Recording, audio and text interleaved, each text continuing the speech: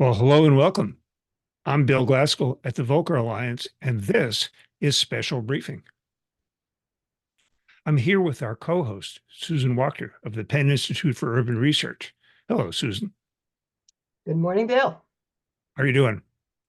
Good on this interesting morning. Just got new news on the inflation rate. Not so great, but not so bad. So economy overall continues. But let's hear about the states. Well, absolutely. And the topic today is the post-pandemic wave of tax cuts by America's states. The National Association of State Budget Officers, NASBO, pegs the value of the cuts at $124 billion, mostly since the pandemic and all the federal funding that came after it. And we may not be done with cuts yet, but will some states encounter fiscal cliffs down the road? That, of course, is if and when the economy slows. It's pretty hot now. And if state fiscal reserves shrink, and they're at record highs right now. So this is the question of the moment, and it's the subject of a new issue paper from the Volcker Alliance, State Tax Cuts After the Pandemic, Strategies to Sustain Fiscal Health. Now, you'll find the paper along with some slides and other material on our websites, and we'll get to the paper in just a moment. But first, a few words. We're coming to you on the Volcker Alliance and Penn IUR websites, and also on the Special Briefing podcast. We've taken your questions in advance, and we'll get to them in the second half. And of course, this special briefing is made possible with the support of the Volcker Alliance, members of the Penn IUR Board of Advisors, and the Century Foundation. Thanks to you all. And now back to tax cuts. Joining us today from the Andrew Young School of Policy at Georgia State University are the authors of the new paper, Professor Chen and Senior Research Associate Alex Hathaway. And to discuss the topic further, please welcome back Jeff Buswick, Managing Director and Government Sector Leader for U.S. Public Finance at S&P Global Ratings, and Natalie Cohen, President and founder of National Municipal Research and author of the Public Purse blog. Welcome to you all. And now let's kick things off with Ken and Alex to discuss the highlights of their paper. Dr. Chen, the floor is yours.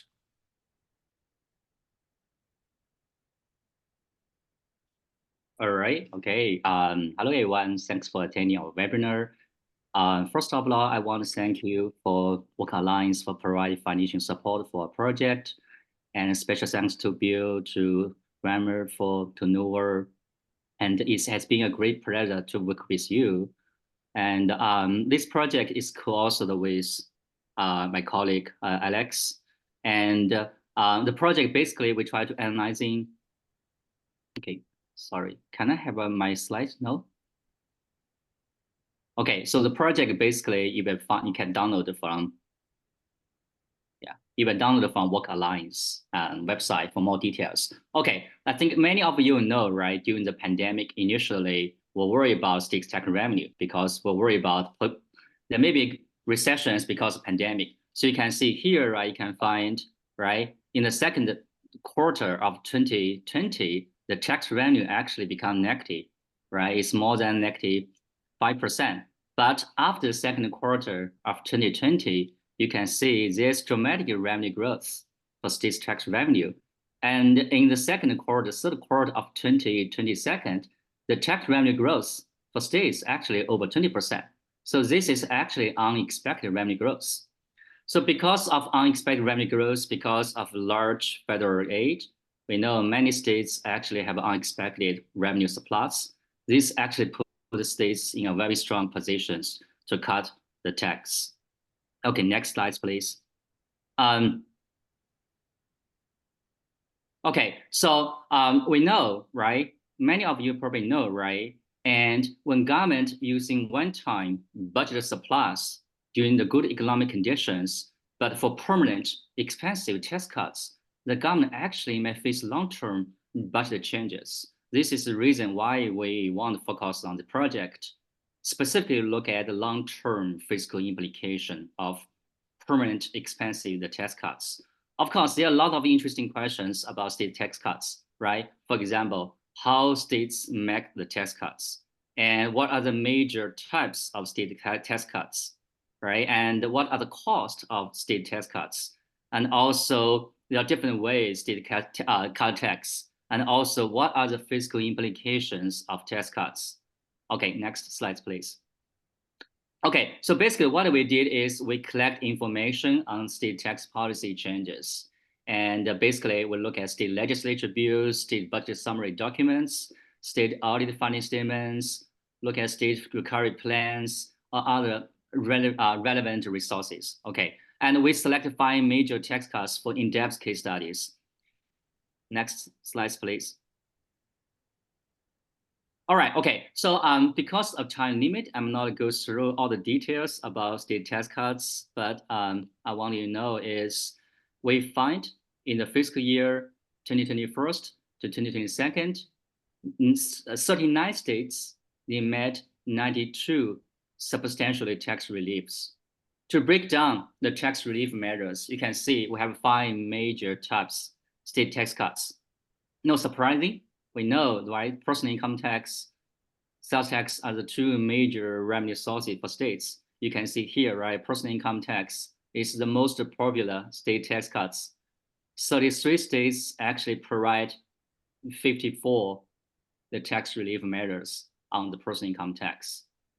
And we find there are different formats. For example, some states actually cut the personal income tax rates. Some states probably know, right? You probably receive the one-time the income tax rebates. Some states actually probably expanded, right? The personal income tax credits. Some states provide a new child tax credits. But personal income tax actually is the most popular tax relief measures during our 2-year studies. The next is about corporate income tax. There are 12 states actually provided 12 corporate income tax relief measures.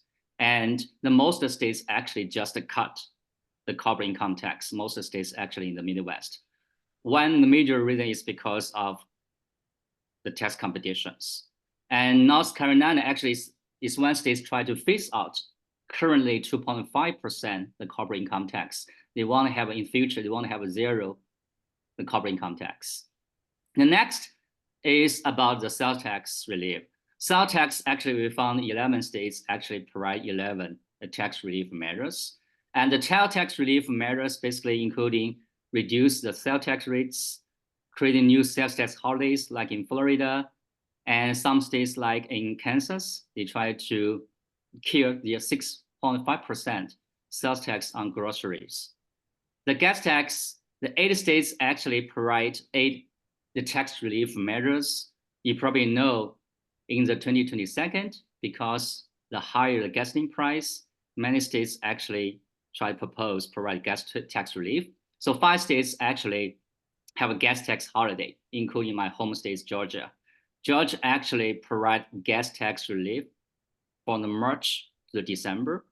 So the total cost actually about $1 billion for the state of Georgia. And we know the gas tax actually is a major revenue source for state highway funding. Okay, so the next is we're going to talk about is property tax. So 7 states actually provide the 7 property tax measures. The property tax measure basically is the property tax rebate credits, also reduce the property tax assessment rates, increase the property tax. And I can give you an example is like Illinois actually provides $300 the property tax rebate credits. Okay, so that's my overall summary for tax relief measures. So if you want to look at the details, actually our report provides you all the details, also case studies. So next, I'm going to hand over to my colleague, Alex. He's going to talk about the tax implication.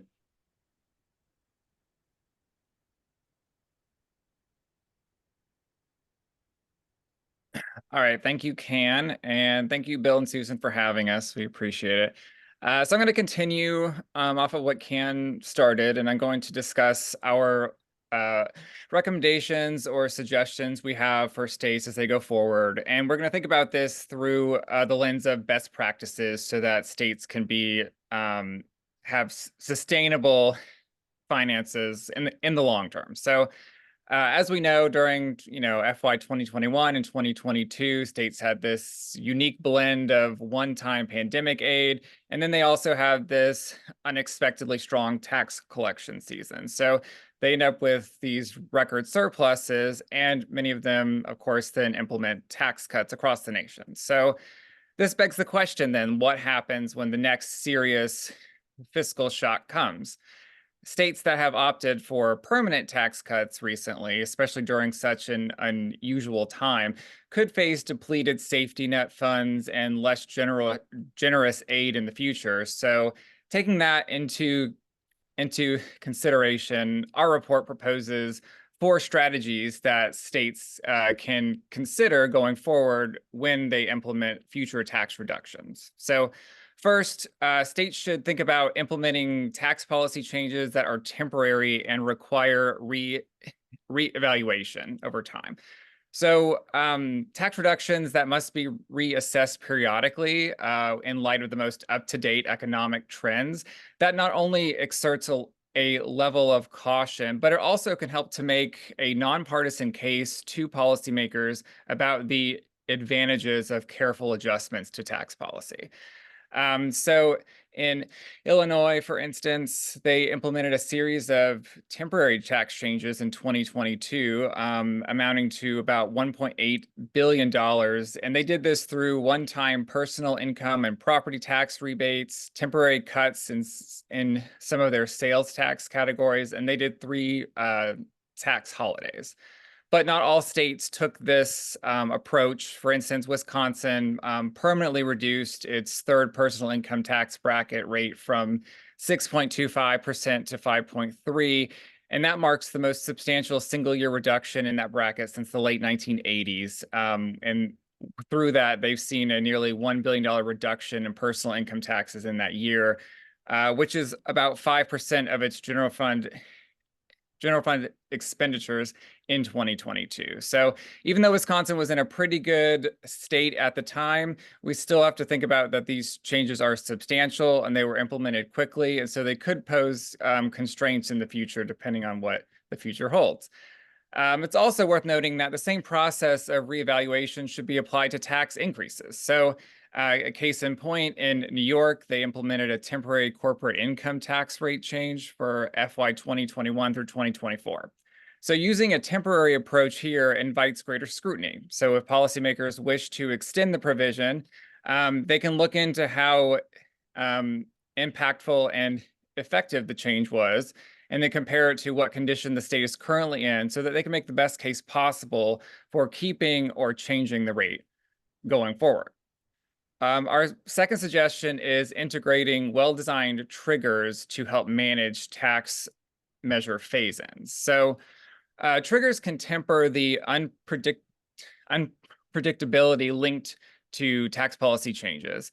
In Georgia, for example, the 2022 General Assembly adopted the Tax Reduction and Reform Act, which made substantial personal income reductions over a period of years. But they added the extra layer of having 3 triggers involved.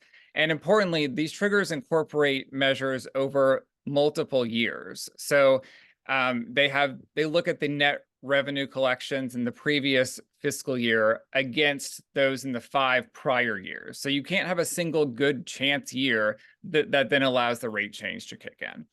And by contrast, a state that we've looked at that might need a more cautious introduction of a large tax change would be Iowa, which in 2021, they removed revenue triggers that they had adopted in 2018. And then the following year, they made more changes to their tax cut plan, and they passed permanent personal and corporate income tax reductions that had no triggers and accounted for over 40% of their income taxes in that year. And then beyond that, critics in this state have kind of argued that this has happened because of the pandemic aid and that in the long run, it might not be able to be sustained. So our third suggestion is that states should use refundable tax credits that can offer targeted and more affordable tax relief measures to those with lower incomes. Permanent broad-based tax rate reductions disproportionately affect lower income families, but things like the earned income tax credit can provide greater relief to those who really need it.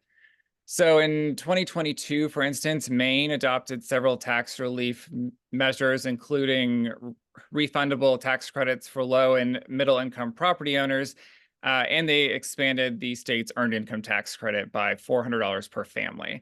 And their approach here dedicates about 3/4 of its surplus to these one-time and targeted changes. And on the other side, we can look at Arizona, which I'm sure we know has adopted the largest personal income tax cut in its history, which reduced tax collections by almost $2 billion. And notably, we see the state is currently grappling with a significant shortfall that has been primarily attributed to the forecasting practices, to the lack of forecasting practices for implementing this flat tax. Lastly, we do suggest that it would be crucial for states to use long-term forecasts to inform tax policy changes. States should use planning tools like multi-year forecasts, legislative fiscal notes, and stress testing so that they can become aware of medium and long-term challenges that they might face. These forecasts should be transparent and easily found and easily comprehensible to policymakers as well as the public. Florida is a good example here. They make multi-year forecasts widely available, and they highlight the potential long-term impact of current policy. And then stress tests have been pioneered in states like Utah that can also help anticipate potential economic downturns and help to craft appropriate responses to them. These types of exercises can offer an array of options going forward that have different levels of risk for policymakers to choose from. And it just helps policymakers in general to be focused more on longer term impacts when they might be more concerned with things coming up quickly. Okay, so that was overall very quick, but just with the last few years we've had, and I think even if you look at a broader scope of the last 20 years, we haven't really been able to predict the massive fiscal shocks that we've gone through. So just to be cautious and be prepared, that is a balancing act that requires careful attention and adjustment as new information comes in.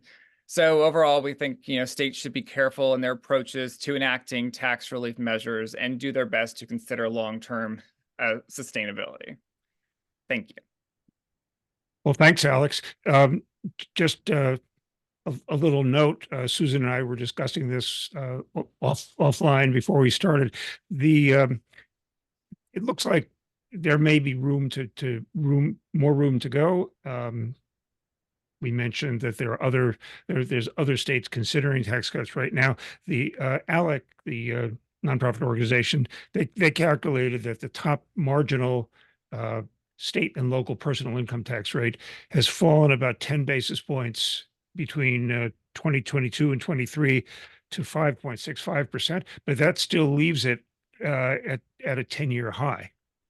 So the political, as long as reserves and revenues stay strong, the political motivation to cut rates may be with us for a while. Interestingly, the sales tax burden, the average sales taxes per $1,000 or the sales tax per thousand of personal income, that has been declining since 2006.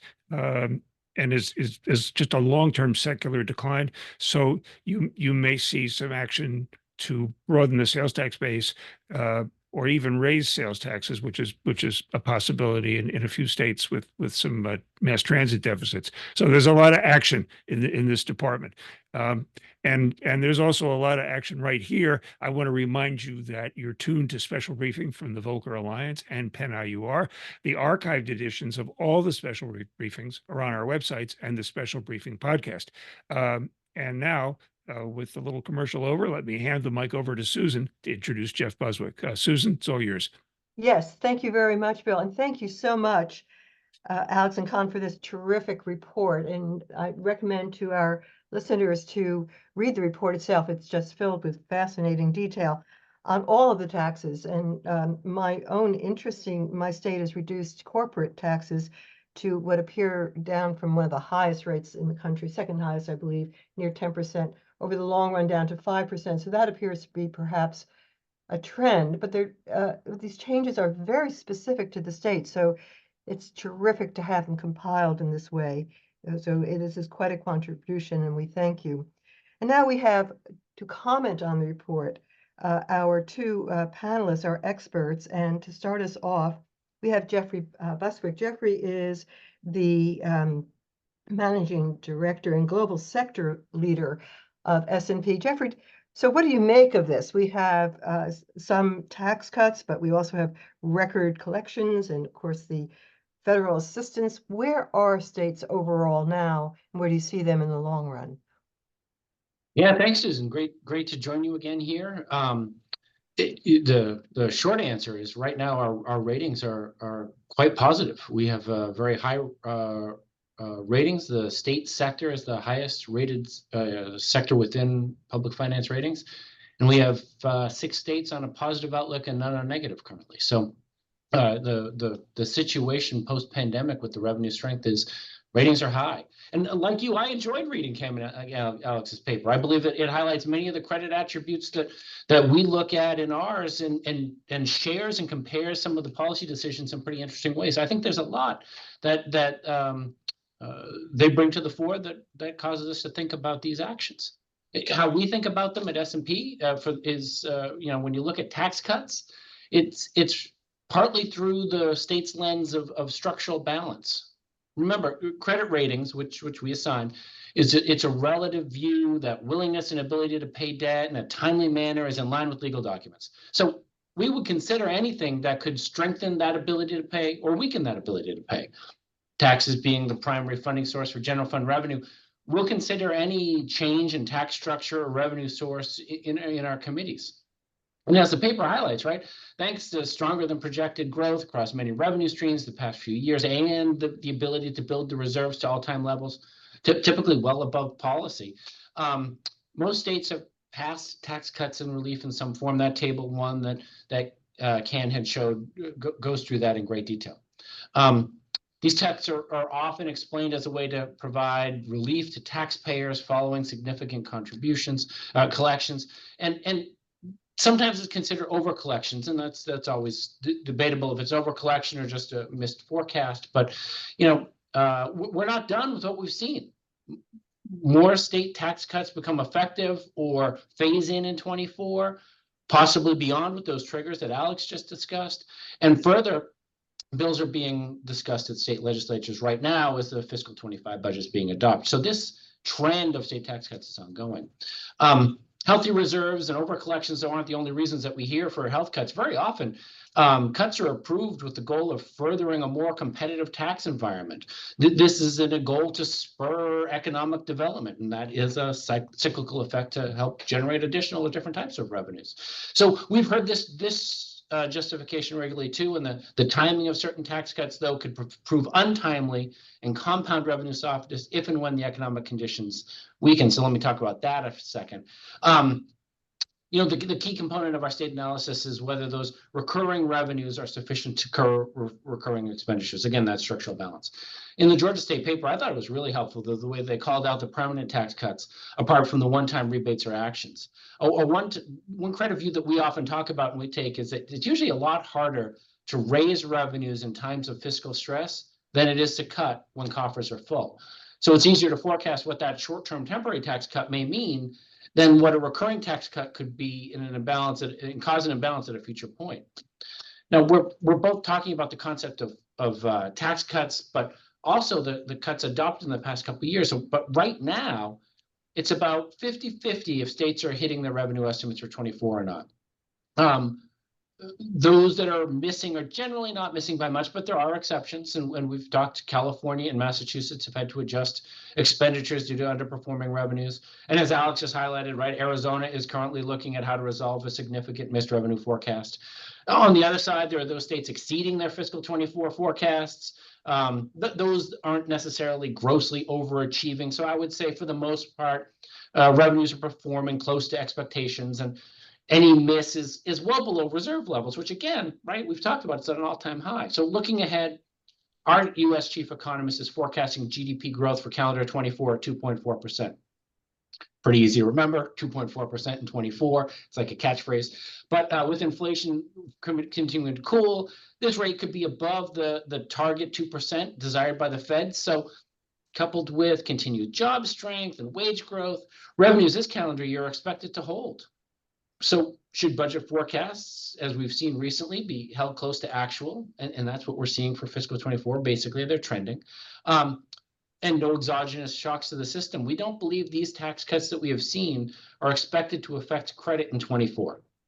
Now, for the permanent cuts, ongoing management of expenditures with the post-tax cuts revenues will be important for maintaining credit quality. And as any mismatch between slowing revenue growth and anticipated expenditures could result in a budget imbalance in the out years, it again goes back to what the management teams will take for actions to return an imbalance to balance. So with that, I'll turn it back to you, Susan, and we can go to questions after we hear from Natalie. Thank you very much, Geoffrey. So no impact in 24 going forward. It's open. Budget balance will always need to be on the table. And Absolutely. tax cuts have, many of them are flexible, which allows that balance, but some are not. So to give us some context, we turn to our other guest who's come before, and we thank you, Jeff, for doing so, and also Natalie Cohen, who's founder and president of National Municipal Research. And Natalie, provide us context for what drives tax revenues and how are the changes in these taxes likely to affect long-run tax revenues? Thanks, Susan, and thank you for having me here. I appreciate it. So I also found the report to be very interesting and very informative. There's a lot of data in there, and it's worth a read. I think about this in terms of what drives tax revenue changes. It can be employment if there's an income tax at issue, migration, which we certainly saw during COVID, where people were buying homes away from dense cities and moving to less dense areas. The whole COVID shift of work from home, there was a ton of products that were purchased to outfit their new homes and so on. COVID had a major effect on people's purchasing. There was a significant increase in online purchasing. And one thing I think needs to be brought out is the Wayfair decision that happened in 2018, which allowed state and local governments to tax online sales. It took a few years for that to work out. It's very complex. If you live in one location and you purchased from a seller that was in another location, the issue of nexus took some time to work out. It took time to work out the logistics online of the technology of how to charge and collect those revenues. But just to present a few statistics, in 2018, there was a GAO report in 22, 3.2 billion was collected in remote sales. 3 years later, there was a 7-fold growth amounting to 23.3 billion. So I think that needs to be factored in, that, you know, this was an unexpected surge. No one was anticipating the impact of COVID at work from home and online buying and so on, not to mention the supply chain issues of that boosted prices. The other thing is inflation. I would mention that, you know, we used to talk about, and probably will be talking about, bracket creep, that, you know, when you're in an inflationary period, any tax that is on the ad valorem basis, in other words, the price of the good that's being assessed or purchased, is going to rise with inflation. So you go to the store and you buy a gallon of milk, it's gonna, the tax on it, if that's an item that's taxed, is gonna rise with the inflation. And then finally, and it's been mentioned, there are much higher reserves than there were pre-pandemic. So I think the states were chastened in the great financial crisis a number of years ago, and rainy day funds, you know, thanks to Volcker and Pew and a number of other organizations that have made the point that keeping appropriate levels of reserves is very important. And we're now seeing, based on NASBO reporting, that median rainy day balances are 12.3% of expenditures, projecting in current budgets that are coming out 13.8%. And then if you look at overall surplus balances as a percent of expenditures, you've got 23%.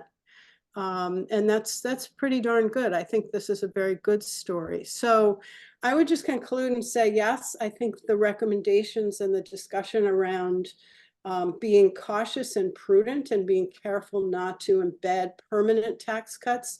You never know when that black swan event is going to hit, whether it's climate change or some major crisis in the world. Geopolitical issues can rear their heads that suddenly put a state in a, on its back foot in terms of revenue changes. But I think it's okay for Volcker and some of the other organizations to take a slight victory lap on this issue.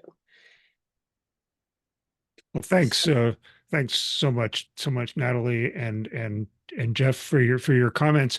We're going to go to the Q&A now. So panelists, if you don't have your cameras on and mics on, please do switch it on. And this is kind of a jump ball question for Ken and Alex, and I hope Natalie and Jeff will chime in as well. Do you have any feelings for how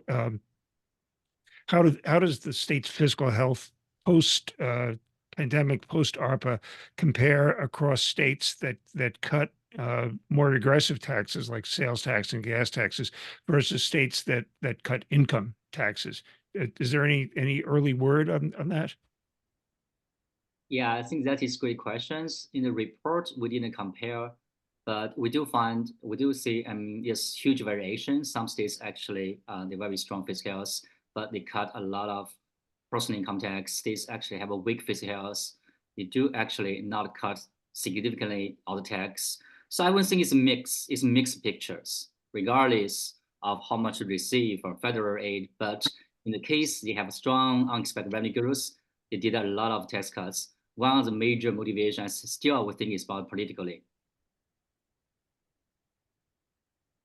Yeah, and I would say I'd agree. I don't think there's a clear-cut line here. I do think from what we've seen that the scale of a lot of the income tax cuts in some instances were much larger than the sales tax cuts. And that could potentially put those states kind of face to face with the sustainability issues of sales taxes kind of in general, because before the pandemic, sales tax were slow or sluggish for a lot of states. So that might be something that as we get further away from the pandemic, they have to deal with again. Yeah, Yeah, Jeff, I'd Jeff, answer yeah, Alex. Jeff, I was just going to ask you, Jeff and Natalie, just if you've looked at the composition of taxes, kind of as a percentage of general fund spending, and the mix in different states. Yeah, we do actually look at the capital or the revenue structure of each state and how it comes in, and we often see pie charts or stack charts of where and how they get it, and so the difference between a so-called regressive tax or other types of taxes are in there, and they do vary from state to state. I would say Alex's comment that right now it's a little too early, right? We've not seen great diversion from the mean, and so everyone's facing about the same actions, both regressive and non-regressive. And so over time, those could change. I think it's an interesting question, Bill, but we haven't seen too much of a difference. As I said, states right now are really in much stronger fiscal shape than even pre-pandemic. Reserves are at all-time levels. And the taxes are still coming in about where they're forecasted. Again, we've talked about some of the weak examples, but not that dissimilar to what we'd expect. So if I may just step in here quickly, are there in the data any broad trends of the tax that has been mostly cut? It sounds from what you said, Jeff, and from what I've gained from reading the paper is that there really isn't one tax that's been mostly cut, that it's across the board. But do you see any trends in that from your data, Alex and Con? I mean, I think I'm not totally sure I understand your question. Like, I Well, do think in these tax cuts, was it mostly in the income tax? So it's about, let me just back up. My understanding is about $184 billion worth of tax cuts, correct? So what can you help us with what is the percentage of the 184 billion would go into the perhaps the sales tax versus the income tax versus the corporate tax. Can potentially speak to this closer than I can. I can say that, you know, as we pointed out, Can pointed out, there are a lot more individual actions that were in personal and corporate income tax than sales tax or property tax or gas tax. But the total value of them off the top of my head, I'm not sure. Yeah, I would think about that. The major two revenue sources for states is come from individual income tax and sales tax. This is actually two tax type most states want to cut, right? When they have an unexpected revenue source. I think the report will look at fiscal year 2021, 2022, but we'll also look at the future, like the 2023. Many states also cut individual income tax and also corporate income tax. So I think the major trend, I think, still focus on individual income tax and corporate income tax. So I would just add one more thing to this, which is we're in a pre-election year, and that also influences political decision-making around specifically income tax. The issue to look at is what percent, I can't give you the answers on the most recent data, but what percent the cuts are relative to their budget. And so it could be a minor percent or it could be a big percent, but in some cases, given the elections coming up, it could be just window dressing of, you know, saying, the legislature saying, look what I've done for you, you know, vote for me. And so, and as I think Susan and others mentioned, a lot of these taxes are flexible. It's certainly flexible in terms of brackets, whether it's progressive or regressive or flat tax, which is always, you know, brought up from time to time. So it's hard to generalize the states. We also have, you know, some commodity-based economies out there with oil and gas production and so on. Yeah, probably Arizona is Ken mentioned it earlier. That's one of the standout states that moved from a fairly steeply graduated personal income tax to a flat tax, and now they're coping with the last I saw was about a $1.7 billion revenue shortfall over 2 years. I think it was 4% of the general fund. The legislature has passed some school choice funding measures, which the state really under forecasted. So they have some tough decisions, and this is a state that, like Texas and Florida, really has depended on in-migration to meet their bills. They all suffered when the real estate crisis hit and people stopped moving. But Florida, Texas, Arizona, Idaho, Utah, these are states that perhaps have been able to afford to have no income tax or lowered income taxes because people keep moving there. And so let's see what happens. I wanted to add a question from our old friend George Friedlander. You know, climate change or extreme weather, depending on the political orientation of your state. Those are some big bills that are being presented.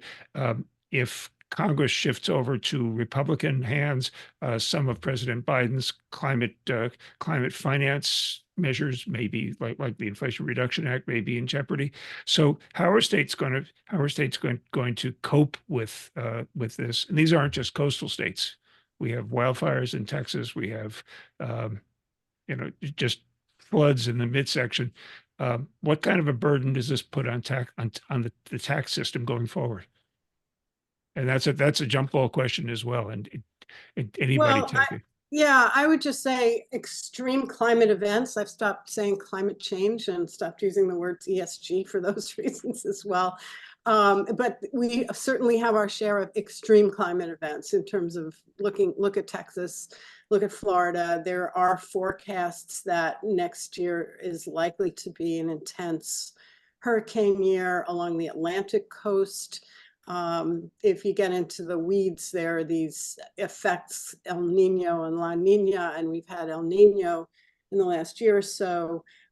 there have been some major changes in insurance. Private insurance companies have moved away from states like Florida and certainly states where wildfire is a concern.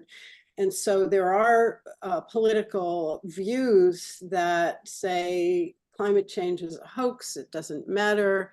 On the other hand, the insurance companies have actuaries that know what they're doing, and they see where it's appropriate to conduct their business. There was recently some commentary that the governor of Florida mentioned that Citizens Property is insolvent. And that's like, yikes, what's going on down there? They have seen many major insurance companies, State Farm and Farmers and so on, move out of the state. So long way of answering the question, those impacts are going to put tremendous budget stress in some of these places. And so it is something we need to watch, certainly going into, the summer hurricane season. And these are growing states. And that gets us back to Bill's point that growing states, or at least Florida, it doesn't have, and Utah doesn't have income tax. Jeff, how do you combine these long run issues of the risk of these of climate change to the various states, combined also with their tax revenue structure? Yeah, no, absolutely. The climate resilience is something that we talk about with every state, regardless if it's, as you said, a growing state or a state with various tax structures. And what we hear are there are multiple ways to handle it. It's a policy decision, and so sometimes those policy decisions are reliant upon additional revenues, and sometimes they're shifting within the existing structure that they have. It's a lot of capital actions and how you design new bridges and roadways or buildings would come into play. And so this also could have tax revenue implications. And so we ask about that. I think it goes back to the structural balance lens that I had talked about earlier. In terms of credit, that willingness and ability to pay. Yes, there can be forecasts where the cost can be extraordinary in an extended period of time. And we're focusing on what that is in a projectable period for the most part, right? The next few years, where your revenues, expenditures are supposed to be as you address these things. And the out years, we don't ignore risks that we think are coming, but it's when they are predictable and definable that really come into play more in the credit space. So resolving climate resilience issues can be costly, can be many number of ways, but it goes back to management. How are you balancing that budget with the needs that you see in front of you and the revenues that are there that are at your disposal? And I want to add is, I think in the short term, because states actually have very strong rainy day fund balance to the balance, at least in the next 2 or 3 years, it should have enough money to cover with the big disasters. But in the long term, I think the big thing is how we investment in climate resilient infrastructure, how we deal with the long-term climate risk. I think for states, especially for some states in the Midwest, right, you don't have a declining population growth, they have declining tax base. If they dramatically cut tax, right, the major tax revenue, they probably, I would think, have a weak capacity to make long-term investment in climate resilient infrastructure. And one thing I want to add is, a couple states actually, I think many states, they receive the federal support to building climate resilient infrastructure from American Infrastructure Investment Job Acts. Actually get some money to build that. So I think definitely it's not a problem for short term, but definitely I think for states, significant cut tax is probably long-term challenges in building climate resilient infrastructure. And I'll add real quick, I with Can agree that in the short term, this is probably something the states could handle. And even if you look at climate events as more like independent one-time events that can be dealt with as they come, you'll still have the longer term cost. It could cost you more to borrow bonds and stuff to build more capital infrastructure. So that might be a more longer term issue from a single event. I wanted to ask a related question. We've talked about rainy day funds. They've been running about twice where they were before COVID, and at the time before COVID, they were at a record. They're really at a record now. surpluses, the general fund balance in states that are allowed to have them are also very strong. What kind of political support is there for maintaining rainy day funds at these very high levels, as opposed to drawing them down to pay for current operating expenses? And I know that that's the rating agencies love rainy day funds, not to the exclusion of everything else, but that's always a big factor in ratings. So why don't we start with Jeff on that? Sure. Yeah. In our methodology right now, a subcomponent of our budget management frameworks assessment is rainy day reserves. We typically say if you have a 8% reserve level and you have a defined policy that talks about how you build that and when it will be drawn upon and how you would then replenish it when it's drawn upon, we could get you that highest score. I think last I looked, it was something like 33 states had 16% reserves or higher, right? So this is above our top score. We don't dictate or mandate or expect any state to hit a certain level. What we do is have the discussions with them and say, why is your reserve to this level or your policy to this level? And when you have a reserve that's over, when and how may you use it? We've been still hearing many states hope to maintain a higher reserve level than maybe they had in the past because the uncertainty of the economy going forward. And so, yes, these tax cuts currently, if you're looking at the share of the expenditures that are out there, the reserve levels are typically higher than the cuts. And so you have that ability to cushion over time if that's the use. That's not necessarily how many states are using it. We're seeing many that are holding these reserves at higher levels. So again, goes back to the ongoing budgetary management of how they look to this remarkable period, really, of the cash on the sidelines in these rainy day reserves and other reserve funds equally, or even budget surpluses, and how you offset with tax policy, the capital discussion we just had for climate resilience, or maintaining or offsetting some of the tax cuts, the revenue losses. So it's very high, and yeah, reserves are an important component to what we look at, but it really how the states define their use is what we rate to. Also, replenishment, what the policy is, if you do draw down, how, do you have a defined time period when you're going to replenish the funds and so on? Again, it has to do with the drivers and what are the risks in your state that, could affect those taxes. So, if you're having a lot of out-migration or you're losing jobs, obviously you need to have a little extra protection so that you can continue to provide the same service base. If you're a commodity economy, oil and gas prices are going all over the place and may shift, certainly for geopolitical reasons and so on. So it varies, I think, is the answer as to what's an appropriate level. And that is something that at least should be discussed internally with forecasters and the state policymakers. So if I may follow up on that and also comment, thank you, Natalie, for that comment, and also comment, Jeff, that you made just to follow up on it, that there are some states that have even higher reserves than the max that gets you the approval. So another way of asking Bill's question, is there a level of reserves that's too high? Are we not there? Are we at peak reserves?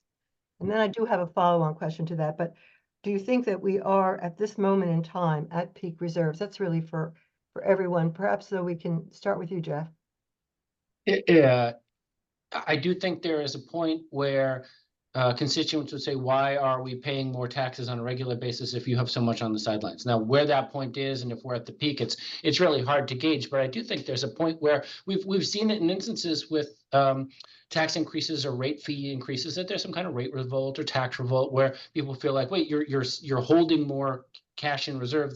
Why we need to play up? There's a general balance, and that's why what we want to understand from any issuer, be it a water utility to a city to the state, why is your reserve policy at where it is? And if you're above it, why are you comfortable? Is it to offset some major capital project that's coming? Are you prepared for a recession in the next time? So there's any number of reasons. Are we at the peak? There are some places where it may be hard to maintain these levels this high when there is a political lens coming through. For everyone, I can't say it's for everyone, so we yet to be seen. But your question's a good one, right? Is it political? Is it too high? It's very strong right now, and that's what we're looking at, which gives a fair amount of credit cushion. Natalie, do you want to weigh in?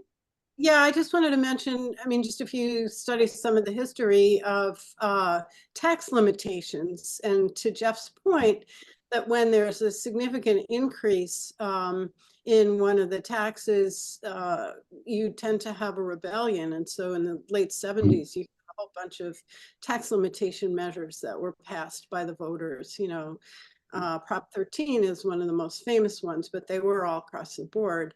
But Yeah. it could be argued that that was on the heel of significant growth in property values that raised the level of property taxes. That's more at the local level, but it's certainly true for income taxes when you have rising incomes. And, you know, one more thing I wanted to just throw in, which is, and a little off the question, is you know, the pension side is better given how well the markets have been performing. So there is a certain amount of, hopefully not complacency, but pleasure that, you know, that bucket is finally filled up a little bit better. So not only have the reserves gone up, but also the deficits on the pension side have been ameliorated.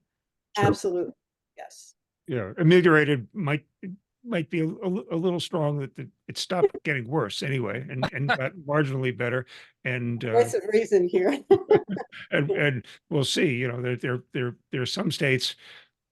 There's some states like New York that have never had particularly large rainy day funds by policy, but have really kept their reserves in the pension system with a fully funded pension. And there are other states like California with huge pension deficits, but through referendums, voter ballot measures, have mandated two big reserves that are formula based, and that's what Governor Newsom is proposing, drawing upon to balance the budget in 25. California is not a tax cutter state particularly, but it's something that probably should go into the mix in considering tax cuts. How volatile is the revenue? What kind of reserves are there, and what are the rules? And that sometimes it's easier to propose a tax cut. And I wanted to ask a question about that and return to something I think Jeff mentioned, but for you all, which are the states that you're all watching right now for more action on the tax cut front? There's some very ambitious proposals out there. There's been at least one veto. Who wants to take that? So we're looking forward into the rest of fiscal 24, 25, maybe 26. What's on the agenda? What should we watch for? Maybe that's a question for Jeff to start. I'm happy to start. Yeah, we can go. But I'll get to the what are we looking for in 25 for additional tax cuts in a minute. One thing you talk about, right? You started. I guess maybe I should have done this earlier. Credit rating agencies like rainy day funds. Yes, we do. But at the same time, one thing we often say is, look, if you have the wherewithal in good times to build up a rainy day fund, it's not credit negative to use it. All right, this is something where we'd want to understand the purpose of the use. And again, Susan, as you talked about the replenishment expectations, but if you have a reserve, using it is part of your management strategy, right? And so there are times when there's in and out. And so just because you have a high reserve and it's then drawn upon doesn't mean that this is viewed negatively. It could just be, yeah, you have that and it's part of your plan.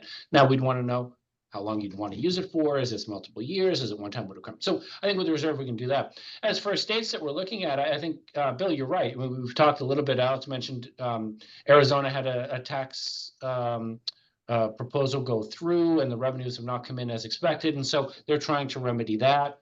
We've seen Virginia have a tax modernization plan proposed by the governor, and the legislature didn't go for it. But I think there are still ongoing discussions on what may happen in that state. I think there are some interesting provisions going on with Kansas and Mississippi that are also looking at adjusting some taxes, sometimes in more significant ways than they have in the past.